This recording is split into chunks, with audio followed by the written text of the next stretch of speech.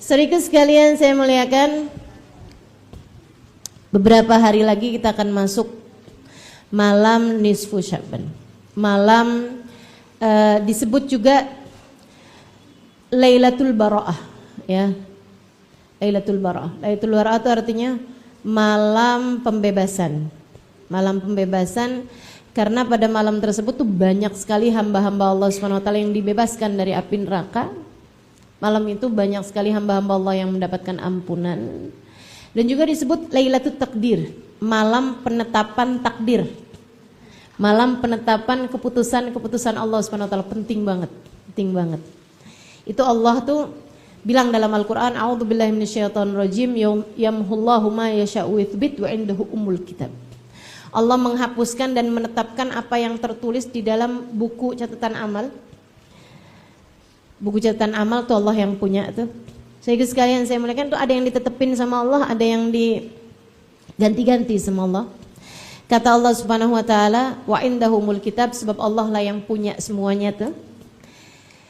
Nabi Muhammad cerita, dzaka lailatun nisf min Sya'ban. Itu kejadiannya pada malam nisfu Sya'ban. Teman-teman saya sekalian, karena itu malam penting, karenanya malam nisfu Sya'ban nanti jangan tinggalin 3 hal. Ya, malam itu kamu jangan tinggalin 3. Yang pertama, banyakin istighfar. Awal malam, tengah malam, akhir malam banyakin istighfar. Doa minta ampun. Ya, itu artinya istighfar. Ya Allah ampuni, ya Allah ampuni, ya Allah ampuni.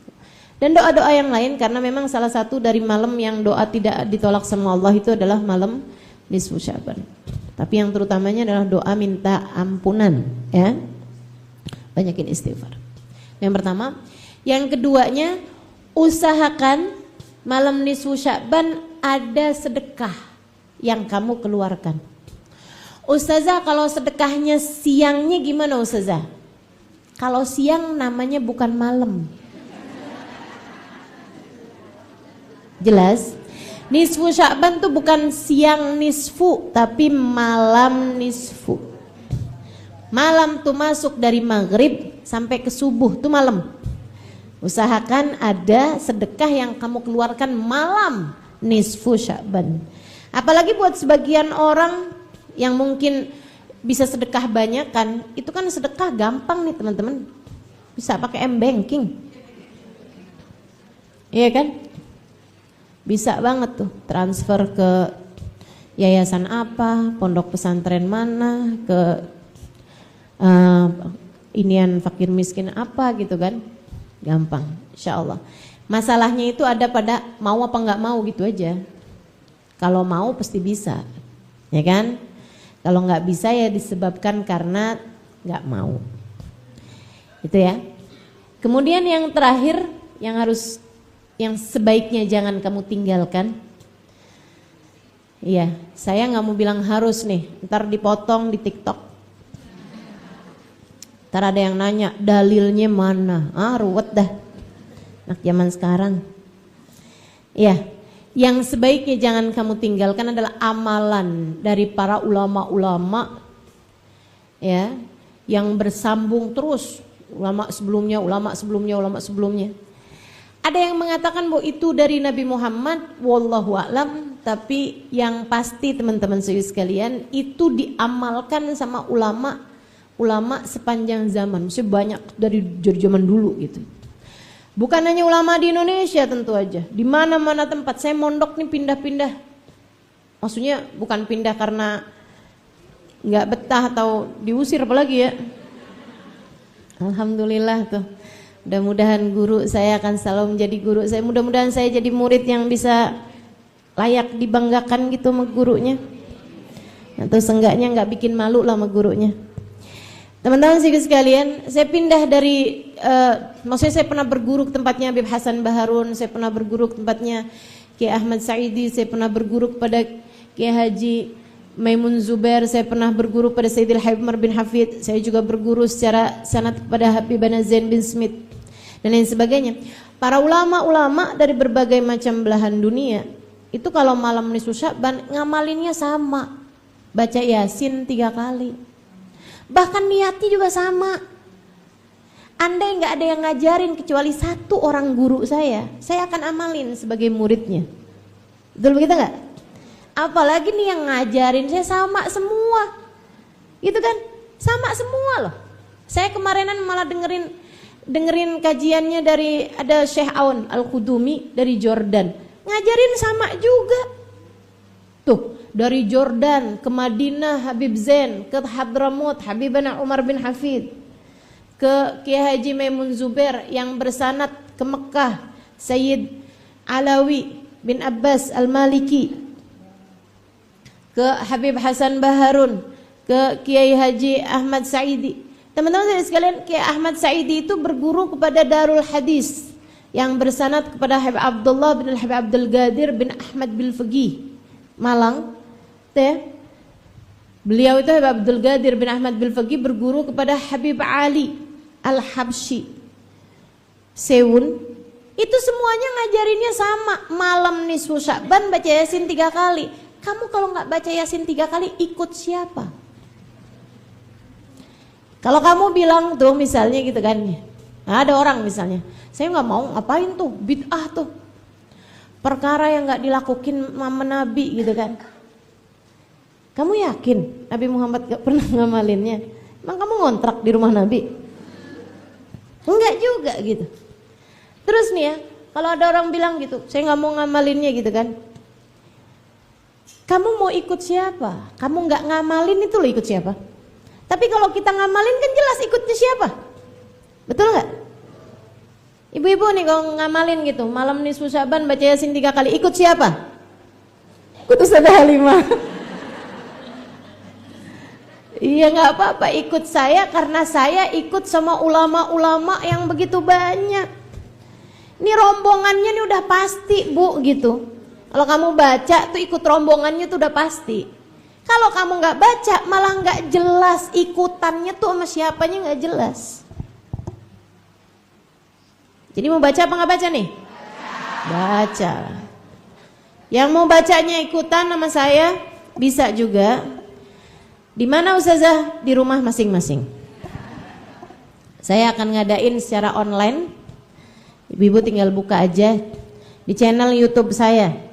Ustazah kenapa nggak di Instagram juga? Instagram nih Bu, sekarang nih masih lagi dicarikan ininya ya, solusinya. Itu kalau siaran cuman bisa 1 jam. 1 jam putus, nanti bisa siaran lagi gitu. Jadi saya lagi ngambek sama Instagram. Kita siarannya di YouTube aja ya, insyaallah ya. Nah itu kita ikutin, kita akan baca Yasin 3 kali. Doakan mudah-mudahan lancar semuanya, lancar sinyalnya, nggak ada apa-apa semuanya ya, bisa baik-baik semuanya gitu insyaallah. Buka masing-masing. Ustazah kenapa ngadainnya online? Gini loh Bu, dulunya tuh kan saya ngadainnya offline di rumah orang, di Ahbabuz Zahra, di Condet. Sekarang kan orangnya tambah banyak. Terus ibu-ibu karena orangnya tambah banyak, pulangnya tuh jadi tambah malam. Karena ngantri kendaraannya apa segala macam, macet-macetnya itu loh Bu. Nanti itu saya takutnya kalau semakin banyak orangnya gini, saya diprotesin sama suami. Suaminya siapa? Suami saya sama suamimu. Iya kan? Tapi pada protes semua tuh. Saya nggak maulah jadi orang yang banyak disumpahin sama suami-suami orang. Jadi ada baca masing-masing di rumahnya, buka, kita bacanya bareng-bareng. Nah itu kalau misalnya bacanya bareng-bareng gitu Bu, kita sih ngelihatnya kayak setiap orang baca di rumahnya masing-masing. Tapi kalau suaranya sama, itu kenapa nggak dianggap satu sama Allah? Nah kalau dianggap satu sama Allah, kalau satu diterima semuanya loh. Itu harapan saya Bu, makanya saya seneng nih kalau ngerjain apa-apa bareng-bareng. Masalahnya saya ini nggak cukup percaya diri. Kalau urusan ibadah saya nggak cukup percaya diri. Nggak cukup kayaknya yang saya diterima sama Allah, siapalah saya gitu. Tapi kalau misalnya bacanya bareng-bareng, ini ada satu aja yang diterima sama Allah, diterima semua. Ma'al jama' tuqbalul jami', kata Habib Umar bin Hafid, bersama dengan kumpulan semuanya diterima. Gitu ya, diterima satu, terima semuanya. Insya malam nisfu Sya'ban, mari melangitkan doa bersama-sama. Malam nisfu Sya'ban, mari mengangkasakan pinta bersama-sama. Malam nisfu Sya'ban, mari kita haturkan Yasin yang merupakan qalbul Quran, ya, hatinya Al-Quran itu surat Yasin, kata Nabi Muhammad alaihissalam, dengan suara yang sama. Semoga Allah terima semuanya, insya Allah. Nah, habis itu siap-siap deh buat bulan Ramadan. Persiapan apa saja yang perlu disiapkan? Saya kasih tahu teman-teman. Persiapan paling penting buat Ramadan bukan pastel, bukan. Ya, bukan kurma juga, bukan. Bubur, bukan lagi bubur. Kenapa bisa bubur itu? Bukan. Apa persiapan paling urgent, paling darurat, paling penting untuk kamu siapkan pada bulan suci Ramadan adalah minta maaf kepada orang-orang yang ada di sekelilingmu, terutama yang pernah kamu zolimin, teman-teman. Karena ternyata puasa Ramadan kita, tarawih kita, Quran kita nggak akan diterima sama Allah kalau di hati kita masih ada dendam, masih ada permusuhan dengan siapapun dari hamba Allah. Ayo, minta maaf, minta maaf dan memaafkan. Maafin siapapun yang pernah berbuat salah sama kamu. Jadi sekalian, antara memberi maaf sama meminta maaf, gampangan mana? Susahan mana? Bukan, susahan memberi maaf. Kenapa? Kalau kamu minta maaf karena kamu memang merasa salah, kamu minta maaf, emang semestinya. Tapi kalau memberi maaf, kita nggak kenapa-napa, dia yang jahat sama kita, kamu ngasih dia maaf. Kasih tahu nggak ustazah sama orangnya? Nggak harus. Tapi hati kamu tuh, hati kamu maafin, maafin, maafin, gugurin semuanya. Jangan teman-teman, jangan mau-maunya simpan permusuhan dalam hatimu, bikin amal ibadahmu nggak diterima sama Allah. Gara-gara dia yang kamu nggak suka, amal ibadahmu nggak diterima sama Allah. Ih, amit-amit, betul nggak? Kamu nggak seneng nih sama orang. Jangan jadi bikin kita yang susah gara-gara kebencian kita sama dia, ya kan? Kalau kamu nggak suka sama orang, maafin. Kamu nggak harus deket lagi sama dia, tapi maafin. Ada orang jahat sama kamu, maafin, teman-teman. Ada suami KDRT sama kamu pisah sama dia, pisah, tapi maafin. Kenapa gitu? Hatimu, ibadahmu, puasamu, sayangin. Jangan sampai karena kebencianmu sama dia bikin sholat kamu gak diterima. Jangan sampai karena dia tuh, kamu katanya gak suka kan sama dia kan, jangan sampai gara-gara dia yang kamu benci, sholat kamu yang gak diterima, puasa kamu yang gak diterima. Sayang bener. Maafin, bukan buat dia, buat hatimu sendiri. Saya sayang sama kamu.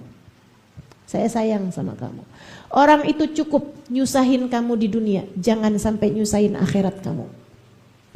Orang itu cukup bikin hati kamu kesel di dunia, jangan sampai bikin ibadah kamu gak diterima. Jadi sayangi hatimu, maafin salahnya orang, siapapun orangnya yang pernah berbuat salah padamu.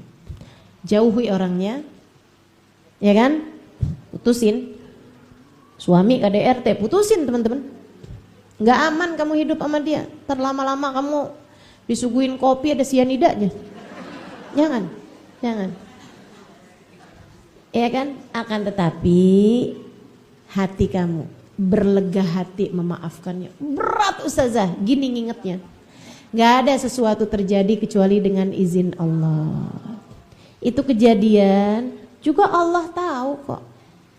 Allah membiarkan itu terjadi buat bikin kamu jadi kuat, buat bikin kamu ngerti bahwa cinta sejati selayaknya hanya untuk Allah dan Rasulnya.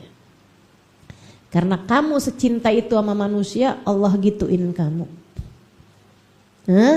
Makanya teman-teman saya sekalian, dah bismillah, maafin orangnya. Ini mumpung masih belum masuk bulan suci Ramadan nih, ya kan? Gugurin semuanya tuh. Dengan lega hati kamu bilang, ya Allah, saya maafin semua salah orang kepada saya. Orang itu ya Allah, saya maafin salahnya sama saya. Ya Allah. Terus gitu. Insya Allah. Gak usah ngomongin sama orangnya. Ntar orangnya minta balikan. Gak usah. Ya, pokoknya ini urusan hati kamu sendiri kok. Urusan dirimu dengan dirimu sendiri. Urusan dirimu sama Allah tepatnya. Ya, urusan dirimu sama Allah tepatnya. Bismillah. Itu mudah-mudahan bisa kita amalkan. Malam pertama Ramadan baca surat Al-Fatih. Kemudian berusaha selama bulan suci Ramadan sholat selalu berjamaah. Kemudian lagi jangan tinggal tarawih. Ya. Dengan cara itu ada 3 cara sebenarnya. Katanya Imamul Haddad, katanya Habib Muhammad bin Abdul Al-Haddar, beliau mengatakan kalau kamu puasanya benar, ninggalin dosa bersama dengan puasa.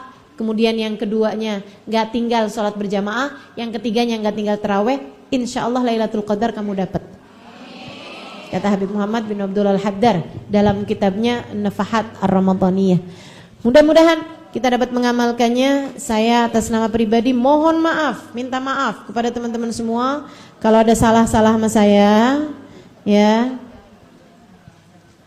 salah. Kok kalau ada salah-salah sama saya? Saya minta maaf atas kesalahan saya sama teman-teman semuanya ya. Mungkin ada yang udah telepon saya nggak angkat. Itu salah saya, tapi itu sengaja. Karena saya nggak mau waktu saya habis buat ngangkat telepon, kan begitu? Kalau ada yang WhatsApp sama saya nggak bales, gitu kan? Itu saya salah, tapi itu sengaja. Biar waktu saya nggak habis buat jawabin WhatsApp. Kalau ada yang DM sama saya nggak baca, mungkin itu dianggap sebagai salah, tapi saya memang nggak baca. Karena saya nggak mau waktu saya habis buat jawabin DM. Saya berdakwah tidak untuk personal, ya kan? Saya dakwah untuk semuanya. Saya tujukan ini semuanya untuk kamu, tapi bukan kamu sendiri. Ada banyak kamu yang lainnya, gitu kan? Baik. Jadi saya minta maaf atas segala kekurangan, keterbatasan, ya, dan kesalahan saya. Mungkin ada yang udah senyum lebar-lebar, saya nggak jawab senyumnya. Saya minta maaf, gitu kan, atas segala perlakuan saya apapun mungkin yang tidak mengenakan di hatimu. Ada yang pernah tersinggung dengan perlakuan saya, dengan ucapan saya minta maaf, minta maaf. Kalau ini saya yakin saya nggak sengaja. Saya yakin saya nggak sengaja. Kalau yang ini ya, menyinggung perasaanmu, membuatmu terluka, tersinggung gitu kan, sampai kamu nangis-nangis, kok tega-teganya Ustazah Halimah berbuat seperti itu. Kalau yang ini saya yakin saya nggak sengaja, saya nggak pernah punya niatan menyakiti hati siapapun. Insya Allah, saya belajar setidaknya untuk punya hati nggak mau gitu nyakitin hati siapapun. Teman-teman saya sekalian, akan tetapi ya, selain daripada saya minta maaf sama teman-teman, saya juga menyatakan dalam hal ini saya memaafkanmu. Emang kamu saya doang punya dosa? Kamu juga punya salah. Saya udah ngajar semangat-semangat, kamu tinggal tidur di pojokan. Kamu pikir kamu nggak salah? Salah. Saya datang ke rumahnya, dia malah pergi. Teman-teman saya sekalian, saya udah ngajar semangat-semangat, ditinggal ngobrol. Emang nggak salah? Salah teman-teman, salah. Tapi saya maafin, gitu kan ya? Tapi saya maafin sekali lagi. Yang penting jangan diulang. Ya Allah, mudah-mudahan Allah selalu satukan hati kita dalam kebaikan, insya Allah. Minta maaf yang saya sebesar-besarnya, dan saya juga memaafkanmu. Mungkin kalau ada yang pernah ngomongin saya di luaran sana, di belakang saya, walaupun gak ada orang belakang saya, kalau misalnya ada orang itu ngomongin saya, kamu misalnya pernah barangkali saya nggak tahu kan, Saya nggak tahu gitu. Saya sudah memaafkanmu. Dan nggak usah minta maaf atu-atu. Nggak usah pengakuan dosa sama saya. Saya udah maafin. Ya nggak apa-apa. Saya diomongin, saya dijelekin, emang aslinya juga begini aja kok, nggak apa-apa. Jadi teman-teman saya sekalian, yuk kita masuk bulan suci Ramadan ini dengan hati yang bersih. Minta maaf sama orang tua, minta maaf sama suami, minta maaf sama anak-anak, minta maaf sama saudara-saudara, ya kan? Sama teman-teman, terutama yang deket-deket sama kita gitu kan. Nah, itu kita mungkin berbuat salah padanya sama mertua, sama orang-orang yang ada di sekeliling kita, bantu rumah tangga kita gitu. Hingga masuk bulan suci Ramadan dengan hati yang lebih bersih insyaallah, sehingga kita siap untuk bisa beribadah dengan seindah-indahnya, sebaik-baiknya selama bulan suci Ramadan. Taqabbalallah minna wa minkum taqabbal ya karim. Terima kasih atas segala perhatiannya, kurang lebihnya mohon maaf. Billahi taufiq wal hidayah wal afu minkum. Wassalamualaikum warahmatullahi wabarakatuh. Waalaikumsalam.